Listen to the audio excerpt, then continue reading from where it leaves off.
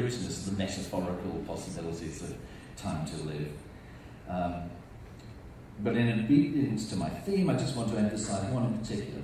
Digital media are intrinsically ephemeral. As we've learned at various media art history conferences over the last few years, and also through the flowering of archive research projects and from important experiments like Johnny Polito's Variable Media Network, digital media are far, far more prone to decay and loss than their predecessors. One facet of this ephemerality coincides with the management of time. That's time management, risk management, that we have been discussing. The tendency for digital media technologies to live in an indeterminate and unending present whose visual isomorph is the flux of pixel space. There are then three large-scale activities going on in the digitization of time. Firstly, as countable units alienated from the human population and placed over against us as part of our habitat, time becomes a commodity. Secondly, through the controlling mechanisms of simulations and predictive codecs, time becomes a medium of power, specifically of biopolitical power, over the emergent future. And thirdly, what both these economic and political analyses share is an aesthetic of spatialization and the endless present. To reiterate, the aesthetic is not the icing on the cake, it's the kitchen where the cake gets made. Political economy is conducted through these media. The forms of these media shape and are shaped by the political economy they mediate. Therefore, the electronic arts we celebrated, I say, are by no means marginal, but key material resources from which any new political economy will have to be articulated. I take one last example. One of the interesting genealogies is that of projection, as ancient as the caves, as new as liquid crystal on silicon chips. Common to the mechanical projectors which launched in the 19th century are the combination of parabolic mirrors and condenser lenses used to force the light from a lamp through a tiny aperture onto a vast screen meters across. So think of a 35mm frame in a standard cine projector in a hall like this has got to get all the way up here and illuminate this. So controlling the light has been a really important facet of media technology since the 19th century, control of light. Making light coherent would reach one apogee in the pillars of searchlight at Albert Speer's Zeppelin field at Nuremberg. And though I don't want to make the strong statement that coherent light is fascist, the organisation of light that Speer achieved could be recognised as emblematic of a certain kind of modernity and a certain aspiration towards control. Parallel with the development of cine projection, late 19th century experimenters started working with the phenomenon of total internal reflection, first in water and then in glass. Two new features came on stream in the 20th century. One was laser, light with carefully construed coherence capable of travelling great distances and carrying information. The other was glass fibre technology. The combination of light, coherence and glass and fibre optics is to me the direct descendant of the assemblage of technologies which gave us cine projection and also searchlight and lighthouses. There is, however, a final step in this process, the waveforms carrying digital signals through fibre optics. And fibre optics, we must remember, are the backbone of the digital political economy. The whole network is fibre optic at its core. The waveforms that are used there are increasingly universally standardized in the transmission protocols in the form of the square wave, which you can see two magnifications of here. The units of digital media are, as we know, ones and zeros. Equally, we're all aware that charge is not, zero charge is all but unrealizable. You can't get no charge unless you create some strange laboratory condition. Zero is a polite fiction for small. In diagrams of square waves, we see equally that the transition from 1 to 0, mapped in the lower of these two, and vice versa, are not immediate and total, but they're graduated, another feature we leave out of our logic. Like the photons we express as hexadecimal numbers, as whole numbers, digital media deal in approximations. The approximations fit our current commodity-based managerialist forms of political economy. As we all know, transmission does not differentiate between different content types, only between units of packets or pixels, neither in packet switching nor in routers. All that's important to the TCP/IP suite and to the functioning of any digital device is that data be ordered in units, and that the units can be handled as if coherent. Processing, such as compression-decompression algorithms, codecs, and colour management systems, and displays, now almost universally raster displays, only complete the universalization of the unit grid as the core diagram of our age. Even a hypercube that provided Baran with the basic diagram for his anti-hierarchical networking is based on the unit side length of a cube. So there we have a certain map of the digital terrain. Fairly depressing one, I'm afraid. From the dominant applications and displays to the clock function, chip design, packet switching, and the square wave of fibre optics, our media are dominated by unit counting, statistical averaging, and the form of the grid.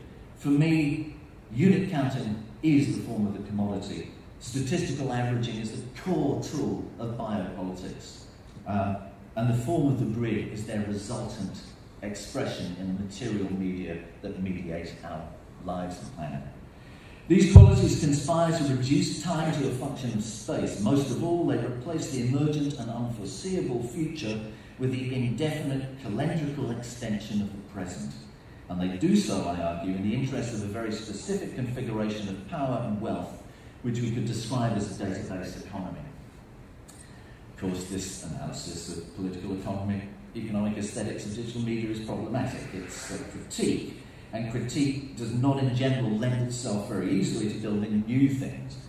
Perhaps more important, there is no sign here of work practices that change technologies in subtle or radical ways. So the techniques as opposed to the technologies, which are one of the key practices that alter the actuality of media. And these can be subtle, they can be radical, they can be things like the work of the peer-to-peer foundation, the gift economies of Linux and Wikipedia. They can be the resilient, evocative, powerful and beautiful art that has been and is being made in these media. Technique, I mentioned in opening, is an engagement in media that goes way beyond mastery, which is also, of course, all too often a subordination to the inbuilt norms of the tool set. In Marx's account, technology is a congealed form of the skills of generations of workers, dead labour. We could, learning from indigenous wisdom and especially from Maori knowledge, say that technology is where we in the West keep our ancestors. Indigenous people, when they pick up a tool, address the ancestors responsible for bringing it to the people.